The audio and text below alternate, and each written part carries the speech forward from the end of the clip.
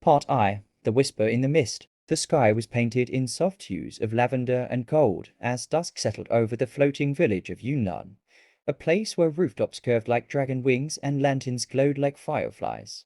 Mist curled around the Lotus Bridge, an ancient structure said to connect the mortal realm to the unseen world. On nights like this, when the river ran silver beneath the moon, the legend whispered that if one crossed the bridge with a wish in their heart, the spirits might listen. Standing at the edge of the bridge, Maylin, a young woman with ink-dark hair and a quiet sadness in her eyes, traced the lotus carvings on the wooden railing. Tonight marked 5 years since her betrothed, Jin, vanished.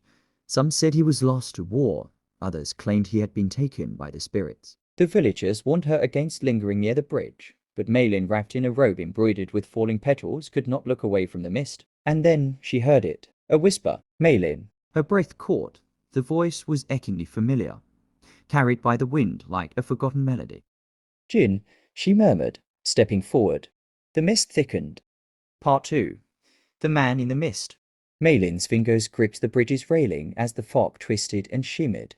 Shadows moved within it, uncertain shapes, half-formed figures. Then one stepped forward. A tall figure, clad in flowing robes the color of midnight. His long hair was bound with a silver clasp, and his features, sharp and elegant, were illuminated by the pale glow of the lanterns. Maylin's heart pounded. It was him, Jin.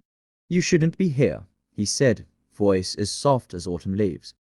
Maylin staggered forward. You're alive? Jin's gaze was unreadable, something ancient lurking behind his once warm eyes. Not as you remember me.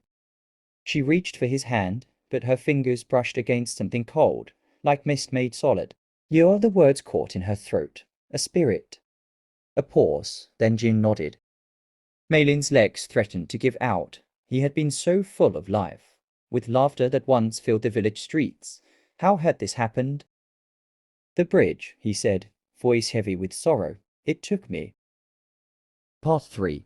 The Spirit's Secret. The Lotus Bridge was no ordinary structure built centuries ago. It was said to be a tether between realms. When a soul crossed it at the wrong time on a night when the mist was thickest it could be taken. Jin had been one of them. I didn't know, Maylin whispered.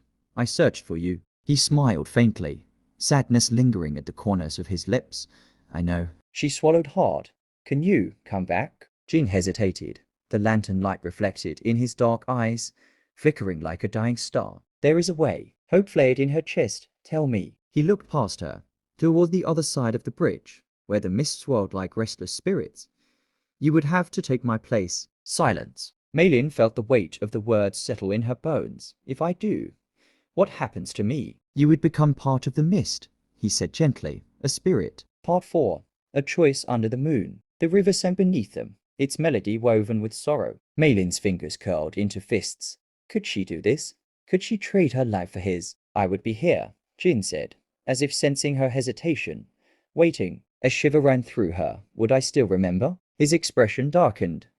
No. Her heart clenched. If she crossed, she would lose herself, her memories, her past washed away like ink in the rain. And yet, Jin stood before her, not as the warm, laughing boy she had loved, but as something colder, fading. She looked at him for a long moment, then exhaled. If I walk across, she said slowly, do I at least get one last moment? Jin hesitated, then nodded. Then I choose you, she whispered.